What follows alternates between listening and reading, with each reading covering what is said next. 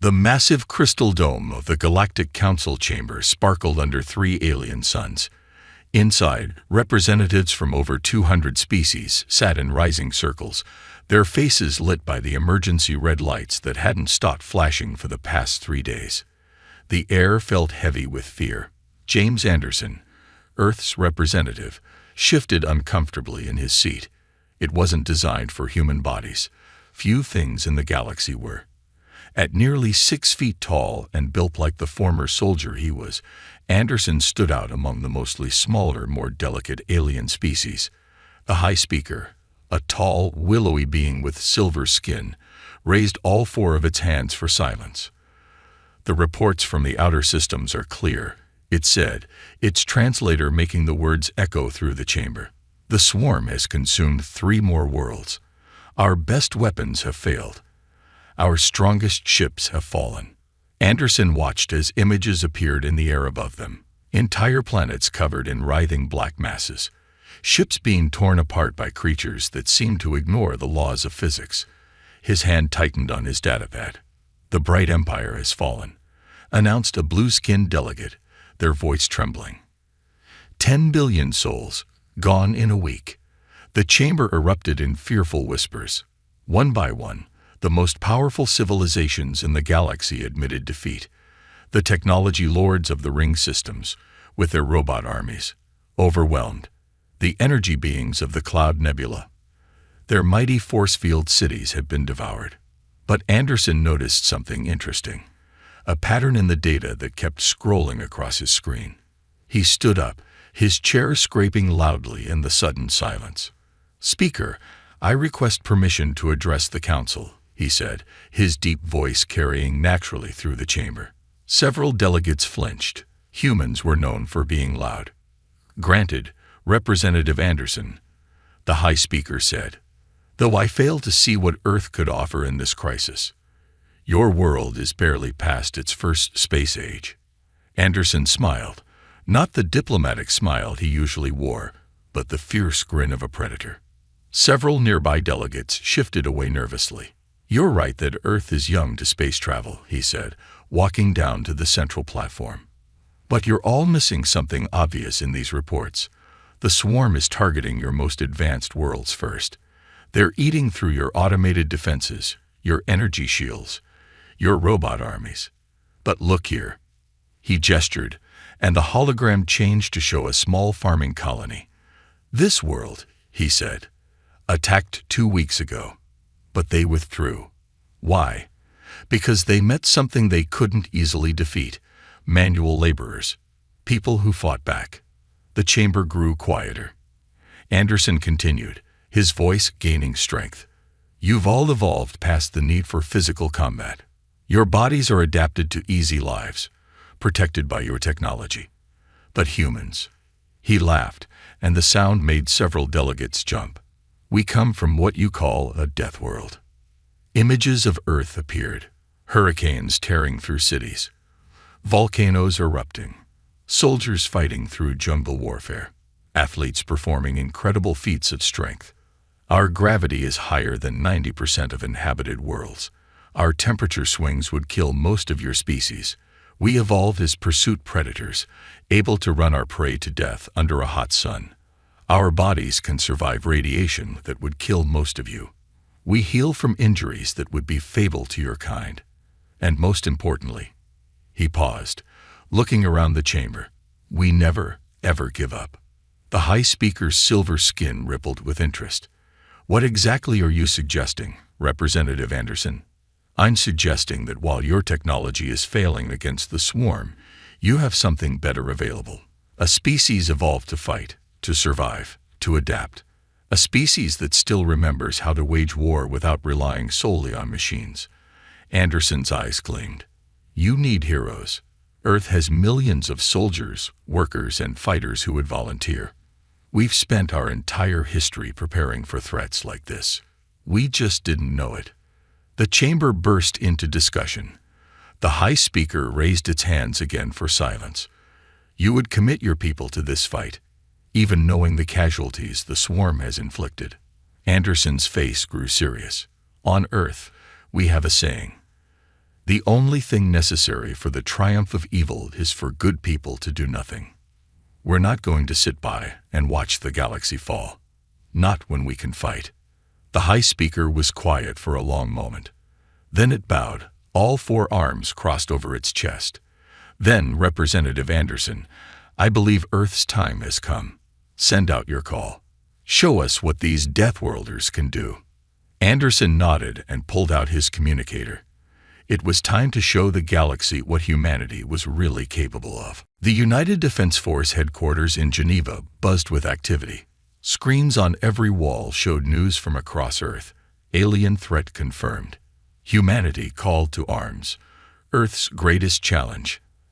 Outside, the streets were filled with people looking up at the sky, where alien ships now hung visible in broad daylight. Captain Michael Stone stood at the window of the command center, his weathered face reflecting in the glass. At 45, he'd seen more combat than most.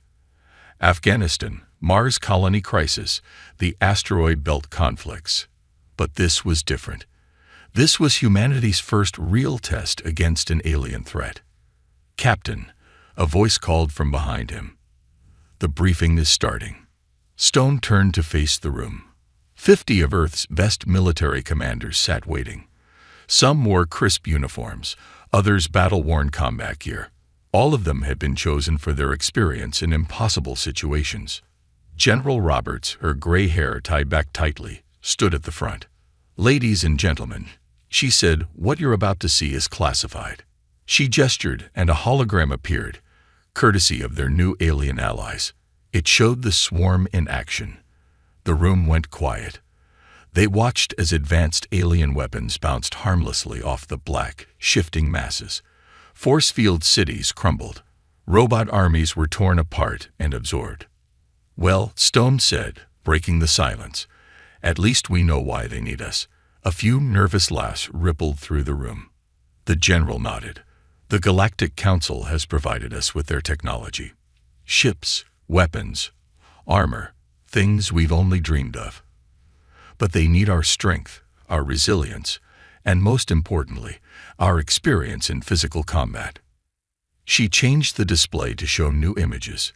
"This is what we're being offered." Stone leaned forward. The ships were beautiful, sleek silver vessels that could cross the galaxy in days. The weapons looked like something out of science fiction, but what caught his eye was the armor.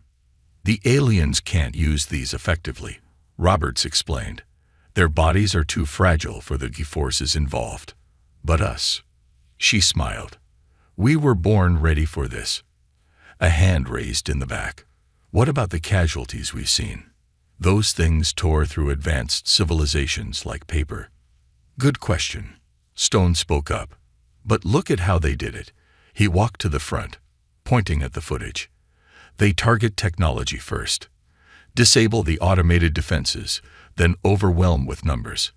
But here," he paused the image on a group of alien dock workers fighting back with primitive tools.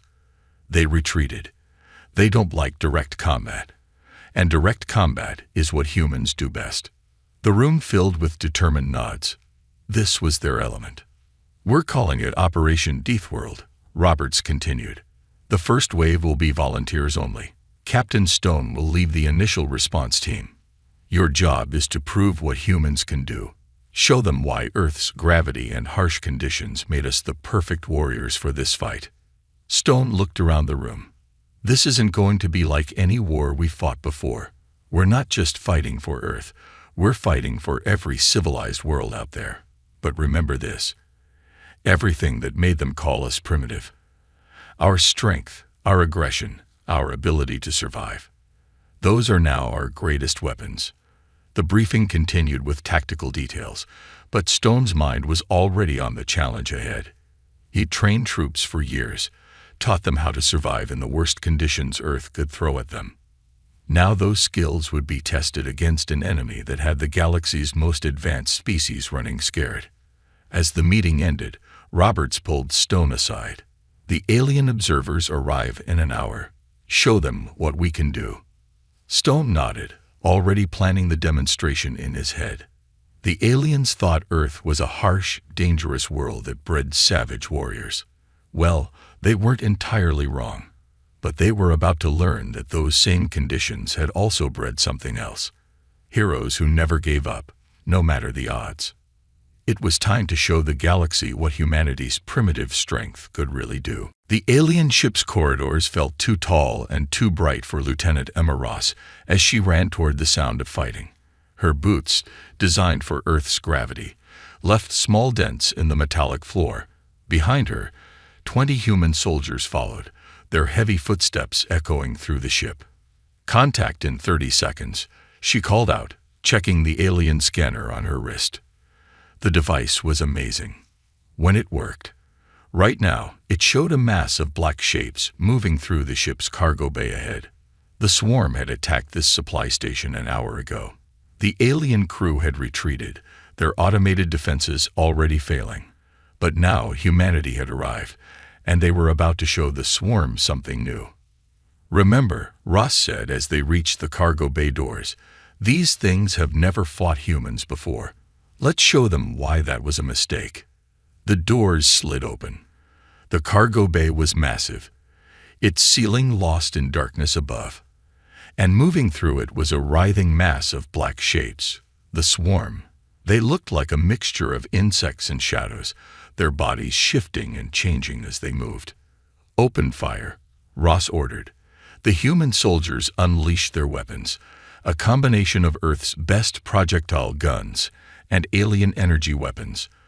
The swarm reacted instantly, turning toward them with a sound like thousands of angry wasps. The first wave hit them like a black tide.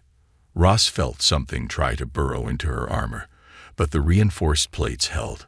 Around her, her soldiers fought with everything they had. Unlike the alien troops, they didn't break when the enemy got close.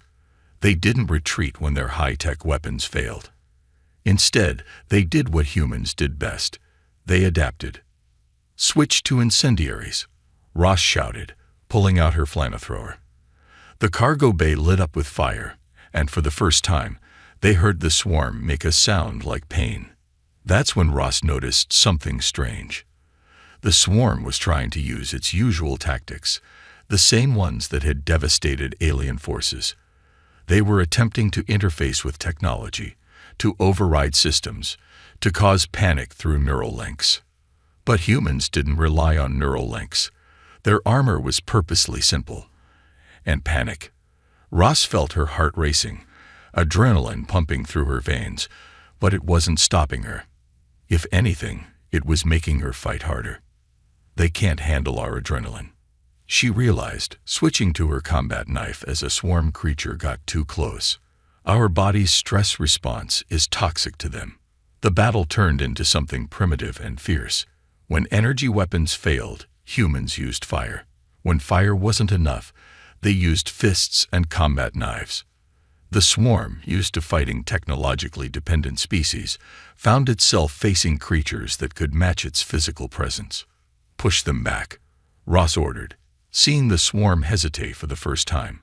Her soldiers advanced, using their superior strength and earth-bred endurance to drive the enemy back step by step. The alien station's sensors recorded everything. In the command center, the alien crew watched in amazement as humans did what their most advanced weapons couldn't. They were winning. After 20 minutes of intense fighting, the cargo bay fell silent. The remaining swarm creatures retreated, leaving behind their dead and wounded. The human squad had suffered injuries, cuts, burns, bruises, but not a single casualty.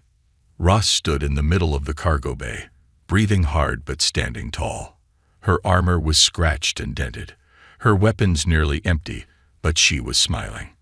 "Command, this is Lieutenant Ross," she reported. "First contact with the swarm complete. We've confirmed what we suspected. They've never faced anything like us before."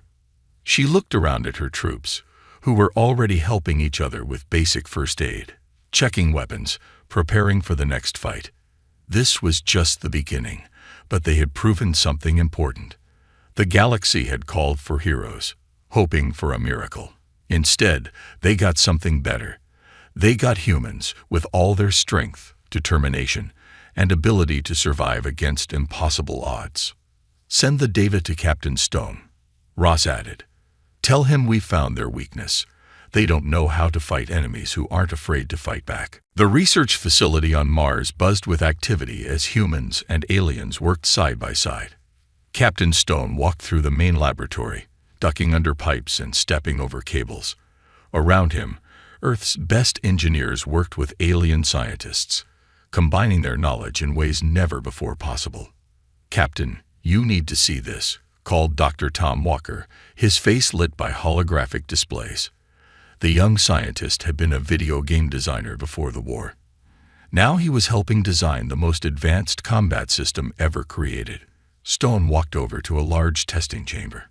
Inside, a soldier wearing a prototype suit was lifting what looked like a small spaceship. "Project Thunderstrike," Walker said proudly. "We took their advanced materials and built something they never thought of. A suit that actually uses Earth's gravity as training." The demonstration continued as the suited soldier jumped, moving faster than should be possible.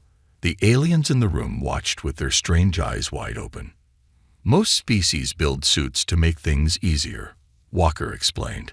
"We built ours to be as hard to use as Earth's gravity. Then, when our soldiers go to other worlds, they're even stronger," Stone finished, nodding with approval. "How soon can we start production?" "That's the best part," Walker grinned. "We're using their automated factories. They can make thousands per day." In another part of the facility, Lieutenant Ross was working with a different team. After discovering how human adrenaline affected the swarm, she had an idea. "Your weapons are amazing," she told the alien weapons master, a tall being with crystalline skin. "But they're too clean, too precise. The swarm adapts to patterns." The alien tilted its head. "We seek perfection in our designs." Ross picked up an old shotgun from Earth. "Sometimes perfection isn't what you need. Sometimes you need something messy, something unpredictable. Like this." She demonstrated on a target, the spread of shots creating a random pattern. The alien's crystals flickered with sudden understanding. "Chaos," it said. "You want to introduce chaos into our weapons." "Exactly," Ross smiled. "The swarm can't adapt to what it can't predict." The news spread quickly through the facility. Human military doctrine, considered primitive by galactic standards, was proving to be exactly what they needed. Earth's history of warfare had prepared them for this moment. In the combat training area, human instructors taught alien soldiers how to fight without relying on technology. The aliens were surprised to learn that humans had thousands of different fighting styles, each developed for different situations. "Your bodies are more fragile than ours," a human surgeon explained to his alien students. "But you're also faster and more flexible. So we adapt the techniques to use your strengths." Stone watched the training from an observation deck. Next to him, an alien admiral's tentacles moved in what he had learned was a sign of amazement. "We thought your species was primitive," the admiral said through its translator. "We were wrong. You are not primitive. You are survivors. That's what Earth taught us to be." Stone replied. "Every disaster, every war, every challenge made us stronger, made us adapt." The facility shook slightly as another test began. Through the windows, Stone could see the first squadron of Thunderstrike suits taking off, their human pilots pushing the limits of what was possible. "The swarm thinks it knows how to fight a war," Stone said, watching the display. "But they've never fought a war against humans. We don't just use technology. We improve it. We don't just follow tactics. We create new ones. And most importantly, we never stop learning, never stop adapting." The admiral's translator crackled. "And that is why you will win." Stone shook his head. "No, that's why we will win. Together, your technology, our strength. Your knowledge, our determination." As if to emphasize his point, a new alarm sounded. On the main screen, reports showed another swarm attack beginning. "Time to test our new toys," Stone said, already heading for the door. The aliens watched him go, finally understanding why humans had been chosen as the galaxy's defenders. They weren't just strong. They weren't just brave. They were something unique in the galaxy, a species that had turned survival into an art form and was now ready to teach that art to others. The massive alien space station shook as another wave of the swarm slammed against its shields. Inside the command center, Lieutenant Ross stood before a holographic display of the battle, her new Thunderstrike suit humming with power. "They're targeting the shield generators," she reported, watching black masses of the swarm move across the station's surface, "just like they always do." Captain Stone nodded, his own suit scratched from recent combat. "Then let's give them what they want." He opened a channel to all human forces. "All Thunderstrike units, prepare for Operation Trapdoor." The plan was simple, the kind of trick that only humans would think of. Let the enemy think they're winning, then hit them where it hurts. The station's outer shields flickered and died. The swarm, sensing victory, poured through the gap. Alien crew members watched in terror as the enemy breached their defenses, but the humans didn't move. "Wait for it," Ross said, her hand tight on her weapon.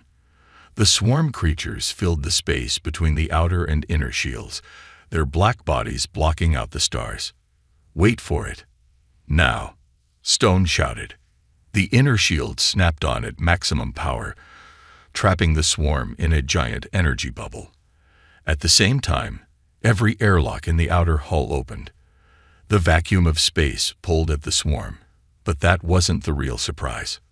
"All units, light 'em up," Ross commanded.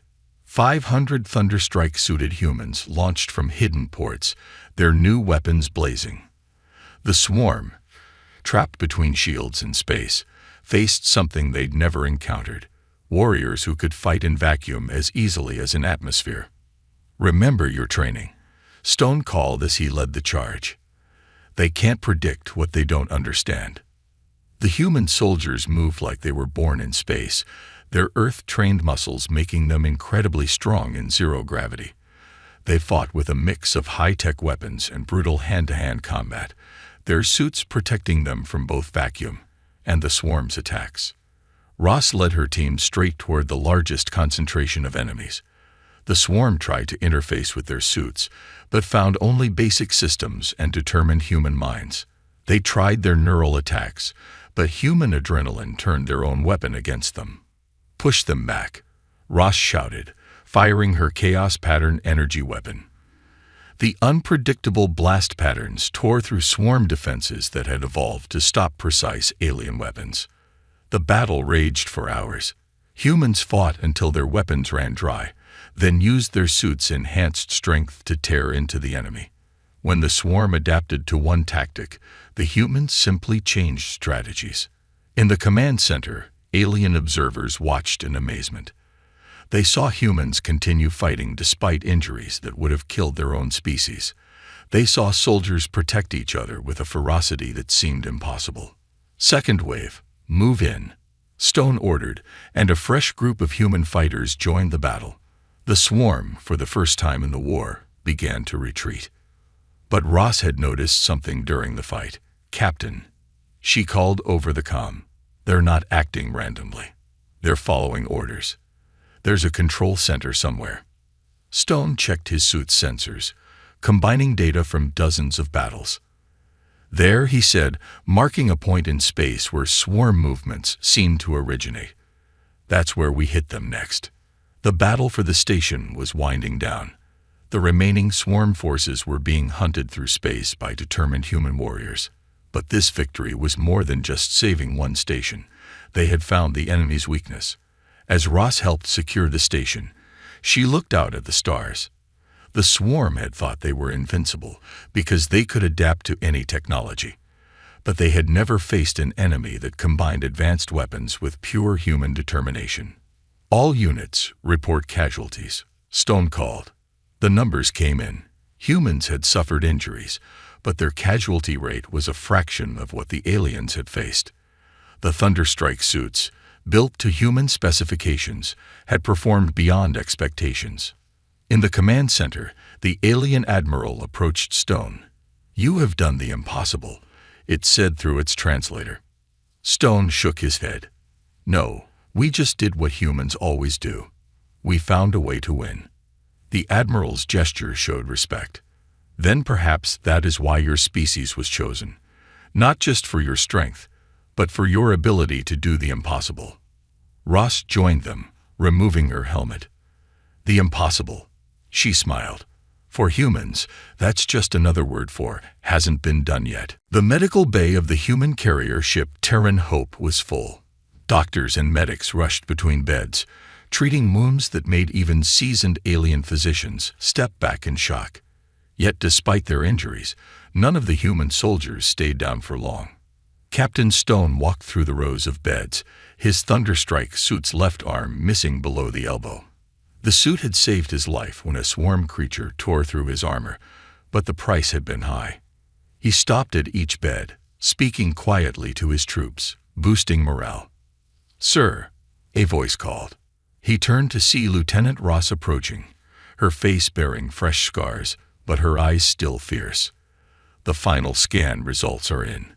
We've confirmed the location of the swarm's Queen Hub." Stone nodded, following her to the tactical room. The holographic display showed a massive structure hidden in an asteroid field, the central brain of the swarm. "We've lost 20% of our forces getting this far," Ross reported, her voice tight. "The aliens say we should wait for reinforcements." "The swarm doesn't give you time to regroup," Stone replied, studying the display. "They adapt too quickly. It has to be now." The tactical room filled with other officers, both human and alien. The alien commander, a being of pure energy contained in a crystalline shell, spoke through its translator. "The structure is heavily defended," it said. "Our calculations show a 90% casualty rate for a direct assault." Stone looked around the room. "Then we don't attack directly. We do what humans do best. We find another way." He pointed to a spot on the display. "The swarm thinks like a hive. They expect attacks from the front because that's logical. But humans," he smiled grimly, "we're not always logical." The plan came together quickly. While the main alien fleet would attack from the front, drawing the swarm's attention, teams of human warriors would approach from an unexpected direction, through a nearby radiation field that would kill most other species. "Our Thunderstrike suits can handle the radiation," Ross explained to the alien commanders. "And humans can survive exposure levels that would kill most species. It's not pleasant, but we can do it." The alien commander's gestures showed both respect and concern. "The cost will be high," one said. "Freedom always comes with a price," Stone replied. "And we're willing to pay it." Hours later, the assault began. The alien fleet emerged from hyperspace, their advanced weapons blazing. The swarm responded exactly as expected, swarming toward the threat in massive waves. Meanwhile, Stone led 300 Thunderstrike-suited humans through the radiation field. The suit's sensors screamed warnings as radiation levels rose, but the humans pressed on. Some suits failed, their wearers exposed to deadly radiation, but still they didn't turn back. "This is what Earth prepared us for," Stone transmitted to his troops. "Every disaster, every war, every hardship made us stronger, made us ready for this moment." They'd reached the Queen Hub's outer shell. Ross's team planted the special charges they'd developed, weapons that combined human explosives with alien technology in ways the swarm couldn't predict. "Multiple breaches," Ross called as the charges detonated. "We're in." The fighting inside was brutal. The swarm fought with desperate fury, sensing the threat to their queen. Humans fell, but for each one that fell, 2 more pushed forward. They fought with everything they had: guns, knives, bare hands when needed. Stone led the final push to the central chamber, Ross at his side. They'd lost half their forces, but the queen was in sight. The massive creature, more like a living computer than an insect, tried to overwhelm their minds with neural attacks. But human minds, evolved on a world of constant challenges, proved too stubborn to control. The Queen's psychic assaults met walls of pure human determination. For Earth, Stone shouted, pressing the detonator for their final weapon. For every species that needs heroes. The explosion ripped through the chamber. The Queen's death scream echoed through every swarm creature in the galaxy. The hive mind that had threatened all civilized life began to collapse. But victory came at a heavy price. As rescue ships approached through the radiation field, Stone looked at the cost, in lives, in injuries, in sacrifice. Yet when he asked any survivor if it had been worth it, they all said the same thing. We're human. This is what we do. We fight for those who can't fight for themselves. 1 year after the defeat of the swarm, the Galactic Council chamber looked very different. The seats had been modified to accommodate human bodies, and Earth's flag hung prominently among the symbols of the oldest civilizations. Captain Stone, now General Stone, stood at the central platform. His prosthetic arm, a blend of human and alien technology, gleamed under the lights. Beside him, Lieutenant Ross, now Colonel Ross, wore her dress uniform with its new medals, awards created specifically to honor human courage. The last swarm nest was destroyed yesterday. Stone reported to the assembled representatives. The threat is officially over. The chamber erupted in cheers. Species that once looked down on humans as primitive now stood to applaud them. The High Speaker raised all four hands for silence. Humanity has proven itself beyond any doubt. It said, but more than that, you have changed how we see the galaxy, changed how we see ourselves. On the main display, images appeared, human soldiers teaching alien troops hand-to-hand combat, Earth scientists working with alien engineers, the new Galactic Defense Academy being built in orbit around Mars. We thought technology was the answer to everything, the High Speaker continued. We forgot the importance of physical courage, of determination, of the will to fight against impossible odds. You reminded us. Ross stepped forward. We only did what humans have always done, she said. We adapted. We survived. We protected those who needed protection. And that is why we are here today, the High Speaker announced, to formally recognize Earth's new role in the galaxy. The chamber's lights dimmed, and a new hologram appeared. It showed a massive space station under construction near Earth. Its design combined the best of human and alien architecture. Beautiful but strong, advanced but practical. The Galactic Defense Headquarters, Stone explained. A place where species from across the galaxy can learn from each other. Where human strength and alien technology come together. Where we prepare for any future threats. The first class of cadets was already in training. Humans taught combat techniques while alien instructors shared their advanced knowledge. The Thunderstrike suits had been modified for other species, allowing them to fight alongside humans as equals. But our greatest victory, Ross added, wasn't defeating the swarm. It was bringing the galaxy together, showing that different species, different cultures, can work together and become stronger. The evidence was everywhere. Human food was becoming popular across the galaxy, praised for its variety and bold flavors. Earth music, once considered too intense, was now played in alien clubs.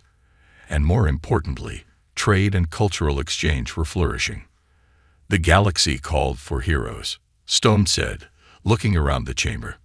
But what they got was something better. They got partners, allies, friends. A young alien cadet approached the platform, wearing a modified Thunderstrike suit. It was one of Ross's students, from a species that once considered physical combat beneath them. Before the swarm, the cadet said, we thought Earth was just a dangerous world that somehow produced a primitive species. Now we understand. Earth's challenges made you strong enough to face anything, made you brave enough to fight for others, made you human. The High Speaker gestured, and a new symbol appeared above them, a combination of Earth's continents and the galaxy's spiral arms. Let this day mark not just the end of the swarm threat, it declared, but the beginning of a new age, one where the strength of humanity and the wisdom of the galaxy come together, where Deathworlders and spacewalkers stand as one. As the ceremony ended, Stone and Ross looked out at the stars through the chamber's crystal dome. Earth was visible in the distance, looking both familiar and different now that ships from across the galaxy orbited it. "What do you think comes next?" Ross asked. Stone smiled. "What humans do best. We adapt, we grow, we face new challenges. But now we do it together, as part of something bigger than ourselves." The galaxy had needed heroes. It had called out in desperation, and humanity had answered, proving that sometimes the most primitive world can produce the greatest champions, and that true strength comes not from technology, but from the heart that wields it.